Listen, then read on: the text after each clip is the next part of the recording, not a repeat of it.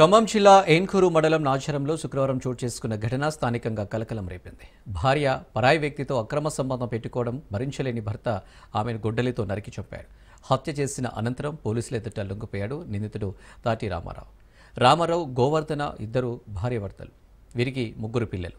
వివాహేతర సంబంధంపై భార్యకు పలుమార్లు నచ్చజెప్పినా ఫలితం లేకపోవడంతో భర్త రామారావు భార్యను హత్య చేశాడు. ఇక ఈ ఘటనపై ఏన్కూరు పోలీసులు కేసు నమోదు చేసి దర్యాప్తు చేస్తున్నారు. రాదమ్మా మా ఆయన పేరు బాబు, ఊరి పేరు కాళీనా సార్. నా బిడ్డను చంపింది, నాకు మాత్రం నా చెప్పింది మొగుడు రామారావు. మొగుడే చంపింది రామారావు.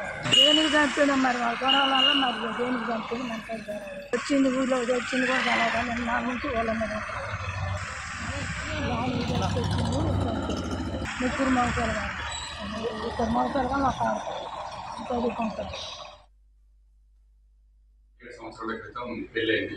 వీళ్ళకు ముగ్గురు పిల్లలు. సంవత్సర కాలంగా గోవర్షిని అదే గ్రామానికి చెందిన అఖిల అనే అబ్బాయితోని సన్నిహితంగా ఉంటూ భర్తను నిర్లక్ష్యం చేయడం జరుగుతున్నది. ఈ విషయంలో ఒక 7-8 నెలల క్రితం ఆమె ఈ అఖిల అనే అబ్బాయిని తీసుకుని విజయవాడ వెళ్ళడం జరిగింది. ఒక నెల రోజుల తర్వాత దానిపైన వాళ్ళు కుటుంబ సభ్యులు ఇచ్చిన ఫిర్యాదు మేరకు అప్పటి ఏన్కూరు ఎస్ఐ గారు దీనిపైన వాళ్ళు గ్రామంలో వాళ్ళ పూల పెద్ద మనుషుల సమక్షంలో పంచాయతీ చేసుకోగా ఈ గోవర్షిని భర్తతో ఉండడానికి నిరాకరించి అదే అఖిల అనే అబ్బాయితో వెళ్ళిపోయి వాళ్ళిద్దరూ గత 6 నెలలుగా సత్పరిలో ఒక రూమ్ తీసుకొని ఉంటా ఉన్నారు. 3 రోజుల క్రితము ఆ గోవర్షిని వాళ్ళ కూతుర్ని హాస్టల్లో చేర్చడానికి కోసము ఆళ్లపల్లి ఏరియాకు వెళ్తున్నది అనేది తెలిసి ఇతను అక్కడికి పోయి వాళ్ళిద్దరిని పట్టుకోవడం జరిగింది. గోవర్షిని అతన్ని అఖిల్ పట్టుకొని వాళ్ళిద్దరిని ఇక్కడ తీసుకురావాలనే ప్రయత్నంలో అతను రామారావు అఖిల్ తప్పించుకొని పోవడం జరిగితే భార్యను తీసుకుని ఇతను వాళ్ళ ఇంటికి వచ్చినాడు.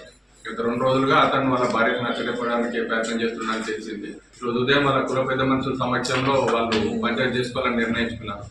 లేచిన తర్వాత రామారావు వాళ్ళ భార్యను తనతో పాటు ఉండేటందుకు నచ్చజెప్పడానికి ప్రయత్నం చేస్తే ఆమె అతనితో ఉండడానికి నిరాకరించడంతో ఇతను ఇంట్లో నుంచి గుడ్డలు తీసుకొచ్చి పైన దాడి చేసి చంపడం జరిగింది. దీనిపైన గోవర్షిని వాళ్ళ అమ్మ ముక్తి రాధా అమ్మ ఇచ్చిన ఫిర్యాదు మేరకు ఏన్కూరు పోలీసుల్లో కేసు నమోదు చేయడం జరిగింది.